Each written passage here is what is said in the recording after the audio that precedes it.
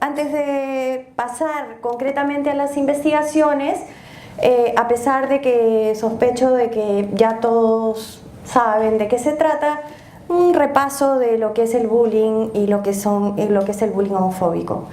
Entonces, el bullying, que le hemos puesto esa palabra en inglés, pero que en realidad es hostigamiento o acoso escolar, es una forma de agresión proactiva, quiere decir a propósito, vamos a decir así, que involucra una situación no provocada, es decir, es a propósito para fastidiar a una persona, ¿no?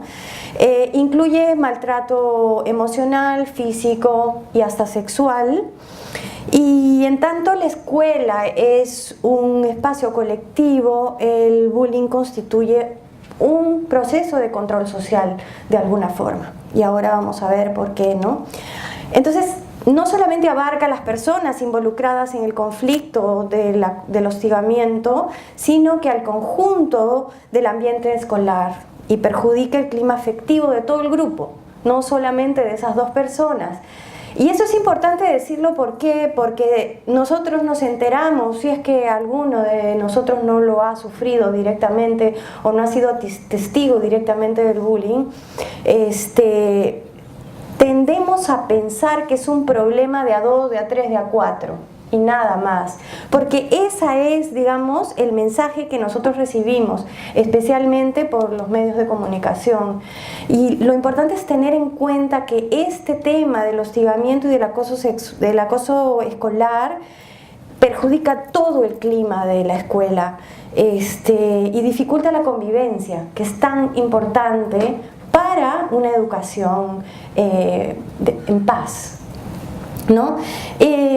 Y se desarrollan ambientes escolares hostiles a la diferencia. Esto es bien importante porque tenemos que pensar un poco cómo está construido nuestro sistema educativo y a la diferencia étnica, a la diferencia racial, a la diferencia física y a la diferencia sexual. Y esto es causa de un clima educativo cerrado, rígido, poco dispuesto a la discusión de estos temas sociales que ahora, o sea, discutir sobre racismo en el colegio, discutir sobre homofobia en la escuela, etcétera, es algo muy importante y que se debería dar en todo momento, ¿no?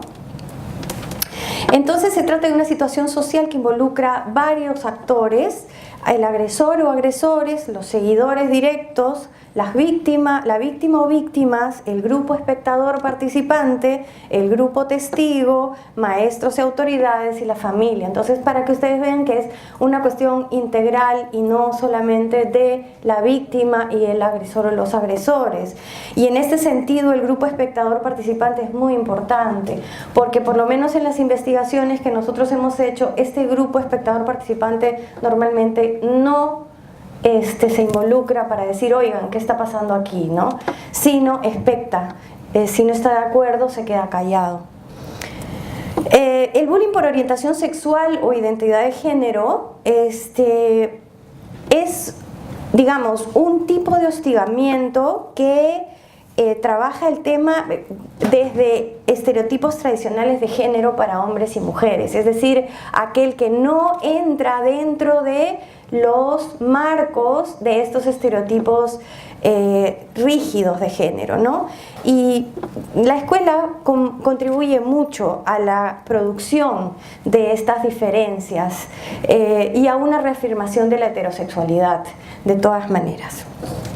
Entonces, yo quiero ahora remitirme a las primeras investigaciones de bullying que por lo menos nosotros descubrimos al momento de que tuvimos la oportunidad de investigar el tema, ¿no? Y la primera investigación es una investigación que realizó la Universidad de San Marcos, un estudio cuantitativo, transversal, analítico en 5 departamentos del país, en Huamanga, en Sicuani, Cusco, en Satipo, Huancavelica y Ñaña. Y esa es una primera cosa importante de esta investigación que se hizo, digamos, vamos a decir así, a nivel nacional, ¿no? En una muestra de 1.633 escolares de estos lugares, hombres y mujeres, ¿no? Y ellos encuentran un 50.7% de incidencia de bullying Esto es altísimo en esa época en la que todavía no se hablaba mucho del tema. Y de las víctimas, un 52.5% eran varones y 47.5% mujeres. Y aquí las asociaciones significativas que ellos encontraron fueron con apodos, golpes, falta de comunicación y resaltado el llamar homosexual a la persona. Esto es importante tenerlo en cuenta para lo que después vamos a relatar sobre las investigaciones que hemos hecho nosotros en la unidad, ¿no? Bueno, luego los defectos físicos, esto también es algo muy importante, la necesidad de trabajar, la necesidad de atención médica, el acoso, el escupir, obligar a la persona a hacer cosas que no quiere, la discriminación e insultos por internet o lo que hemos llamado ciberbullying.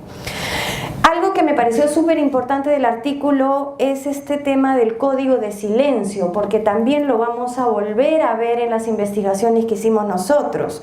Este código de silencio es: no se habla sobre el tema y no denuncian a aquellos agredidos o víctimas del hostigamiento o bullying, que alcanzó en el estudio un 36.5% entre los agredidos, es decir, no decir nada, dejar que la cosa pase. Eso es mejor que luego tener problemas.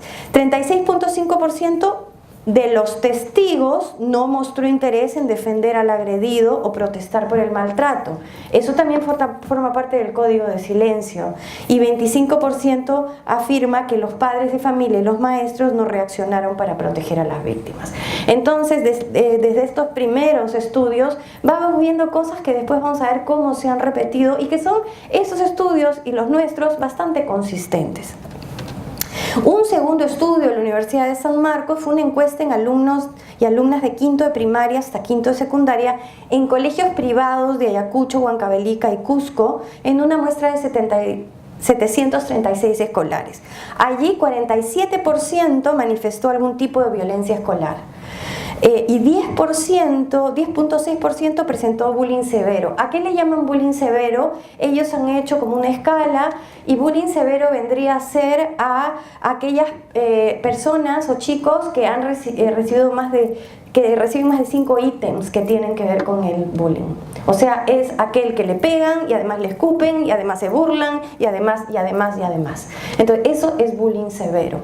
Y 10.6% presentó un bullying severo.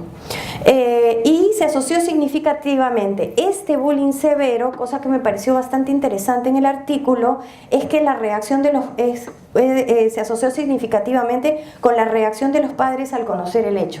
¿Qué significa esto? Que el padre o la madre o el familiar o tutor le dice al chico: defiéndete tú, aprende a defenderte, ve tú qué haces, no me vengas con tus cosas. Ese tipo de reacción salió asociada significativamente a que estos chicos probablemente sufrieran más bullying y entonces se convirtiera en bullying severo. Y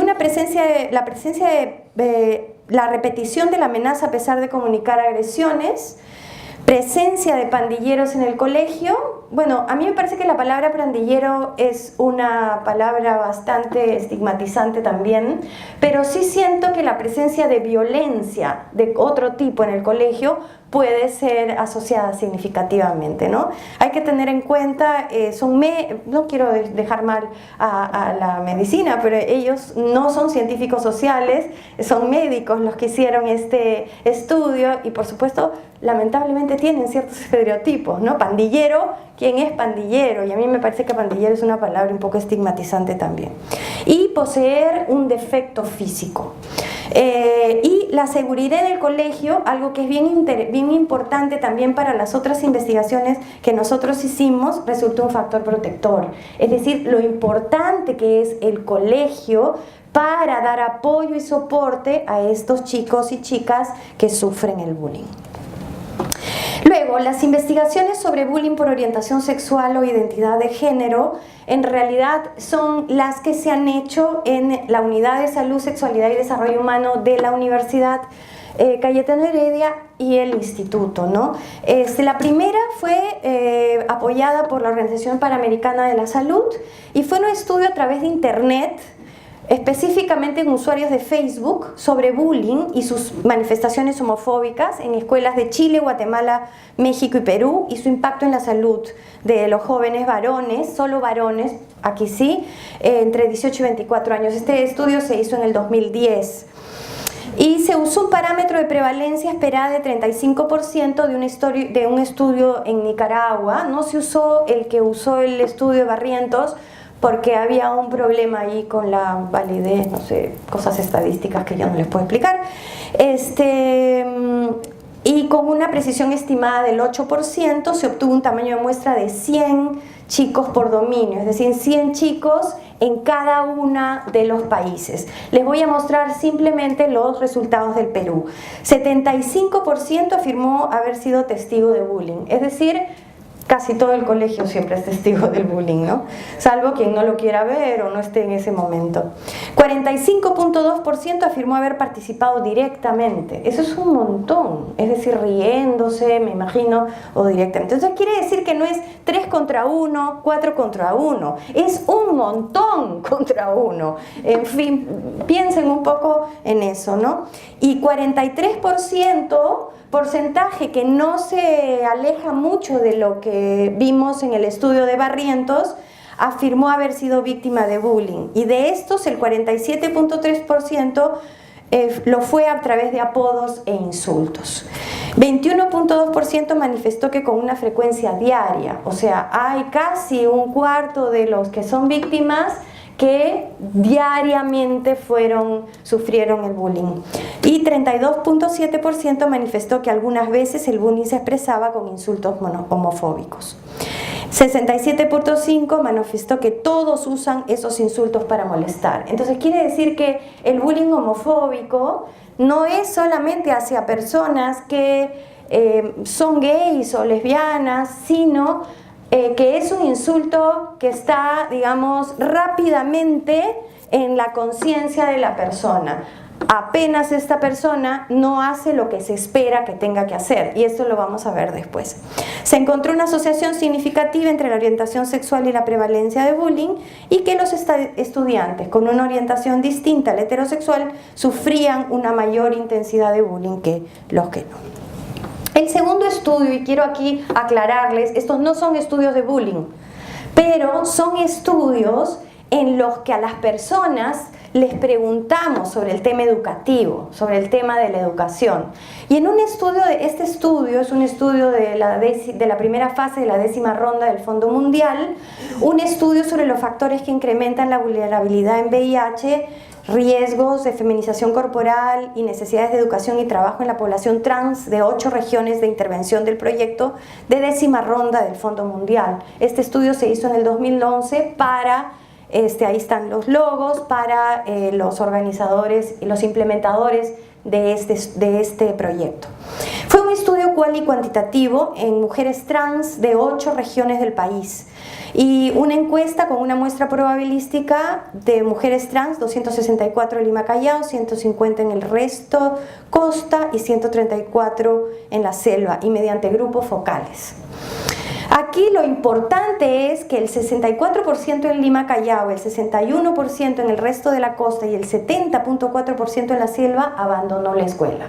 Eso es un montón. Bueno, en la selva la mayoría de chicas trans que abandonan la escuela se vienen a Lima, ¿no? A trabajar a hacer trabajo sexual. Hay chicas muy jóvenes en el centro de Lima que vienen de Pucallpa, vienen de Tarapoto y vienen de Iquitos. Y la parte cualitativa nos demostró que en el espacio escolar la discriminación a las mujeres trans, a las chicas trans, se manifiesta fuertemente. O sea, los relatos de ellas eran bastante impresionantes. Un hostigamiento frecuente en forma de insultos, burlas homofóbicas, ya se pueden imaginar todo lo que se les dice. Acoso sexual por parte de alumnos, tocamientos hasta intentos de violación en los baños. Insultos y hasta abuso sexual por parte de profesores también. Esto en realidad no es bullying, no está dentro de los márgenes de la definición, pero de todas maneras el profesor, el profesor también, digamos, entra dentro del juego este. Insultos y hasta abusos sexuales. Bueno, exigencia de cortarse el pelo. Esto no viene a ser tampoco bullying, pero es violencia simbólica. Eso es bien importante. O sea, hay que tener en cuenta eso de exigirle de que se corte el pelo, que se vista como hombre y todo el tiempo, oye, vístete como hombre, oye, ¿qué te pasa? Y esas cosas son problemas que se dan, ¿no? Y las que logran terminar la escuela lo hacen sufriendo.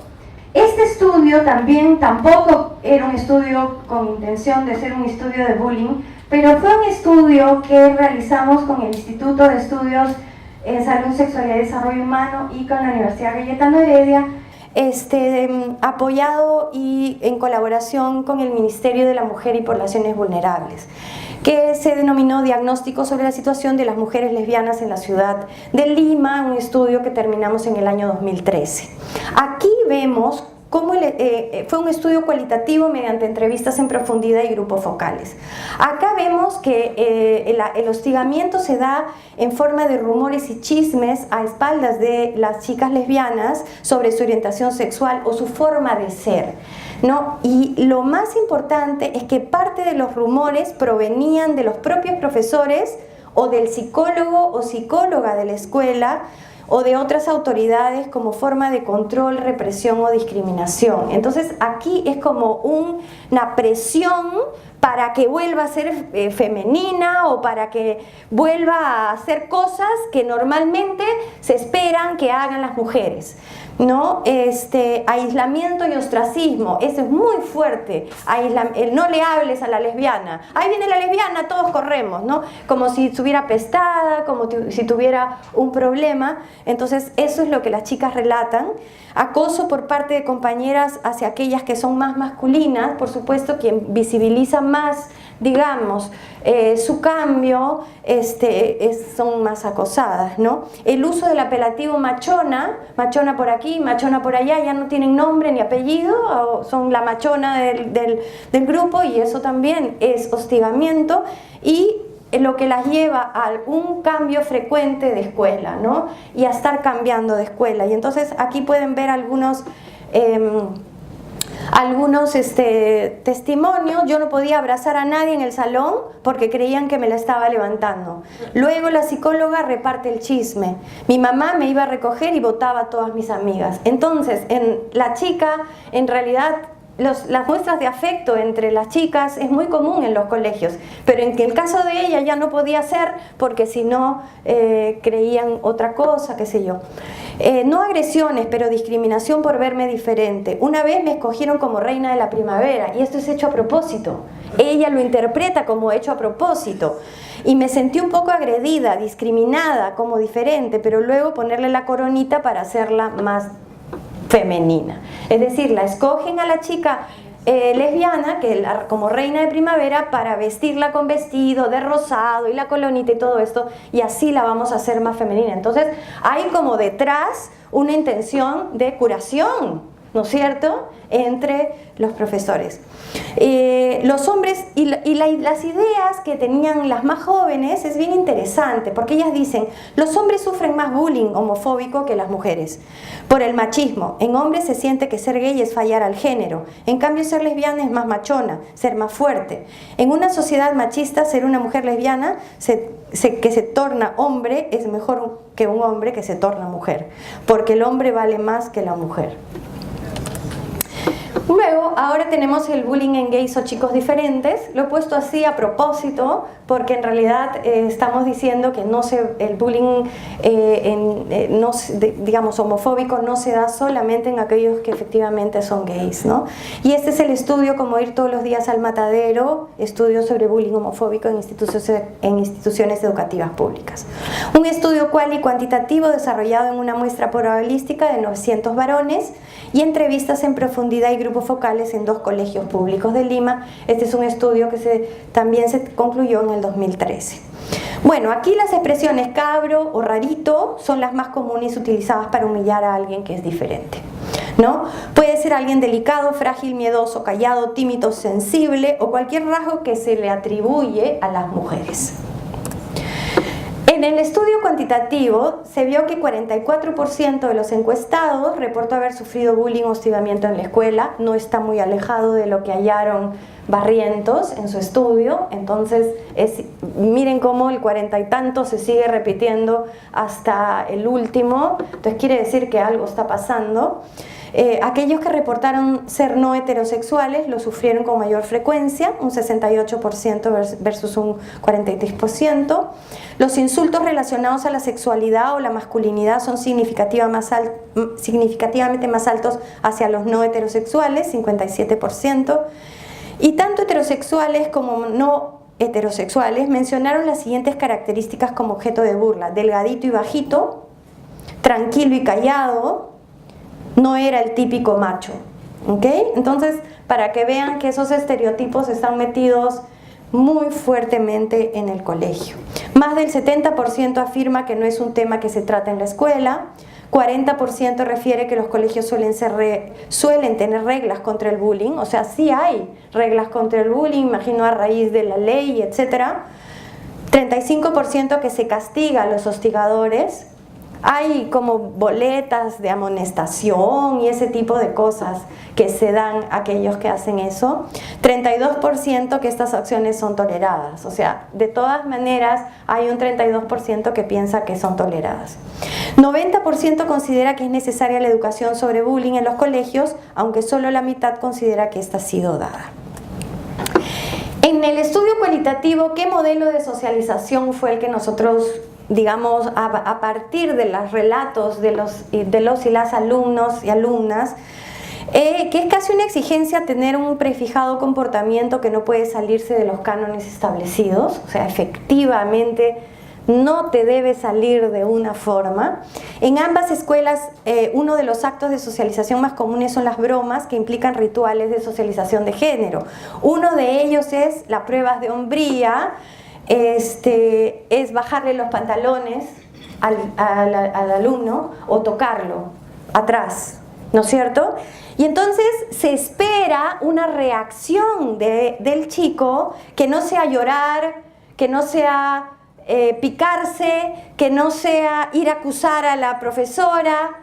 Entonces se espera que se defienda, pero que se ría y acepte la verdad. Es un ritual, o sea, lo que se espera de esta persona. Y quien no logra, digamos, cumplir con este ritual y llora, se pone a llorar o va y inmediatamente lo acusa a la profesora, pues esta persona ya fue, como se dice.